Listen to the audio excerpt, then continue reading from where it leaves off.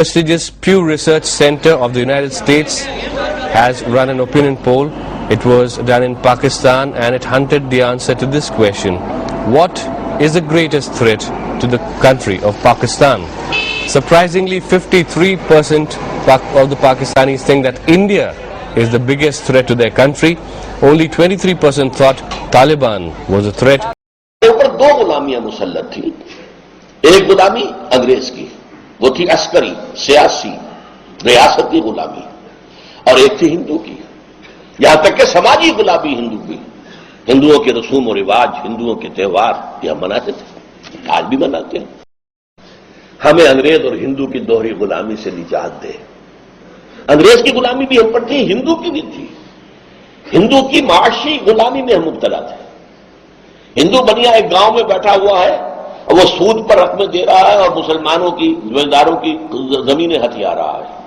کاروبار پوری انڈسٹری ہندوستان میں ہندوؤں کے ہاتھ میں تھی، مسلمانوں کی کہاں تھی. ذہنی طور پہ آپ نے تو پڑھا بھی ہوگا کافی، یہ ذہنی طور پہ مسلمان سے گھبراتا ہے، یہ اس کا مسئلہ کیا ہے جی ہمارے ساتھ؟ یہ بیسکلی ریلیجنز کا. انڈین ٹیم کیسی آپ لوگ کے ساتھ ان کی ٹریٹمنٹ اور ان کا بات چیت وغیرہ کس طرح؟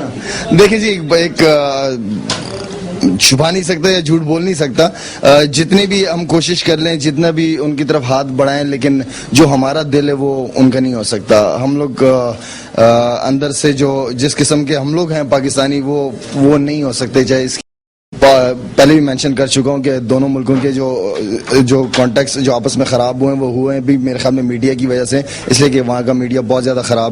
یہ دیکھیں گے ان کے مذہبی دیوتا اور اسی طرح ان کی مذہبی روایات کو دیکھیں گے تو رفتہ رفتہ اسلام کی عظمت ان کے دل سے کم ہوتی جائے گی، اور ہندوؤں سے اور ہندو مذہب سے جو ہماری نفرت ہے وہ کم ہوتی چلی جائے گی، بلکہ ہم ہندو مذہب کے قریب ہوتے چلے جائیں گے.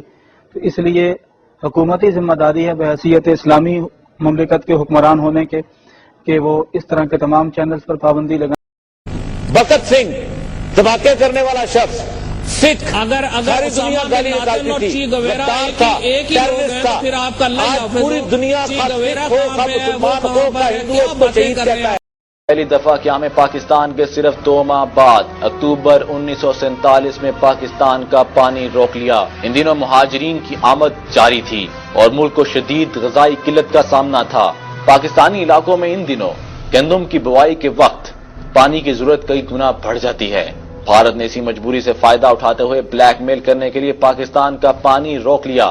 اس وقت کے وزیر خزانہ میاں ممتاز دولتانہ اور وزیر مالیات سردار شوکت حیات نے قائد اعظم کے کہنے پر نئی دلی جا کر مذاکرات کیے اور اس طرح پاکستان کروڑوں روپے کی ادائیگی کے بعد پانی کے حصول میں کامیاب ہوا.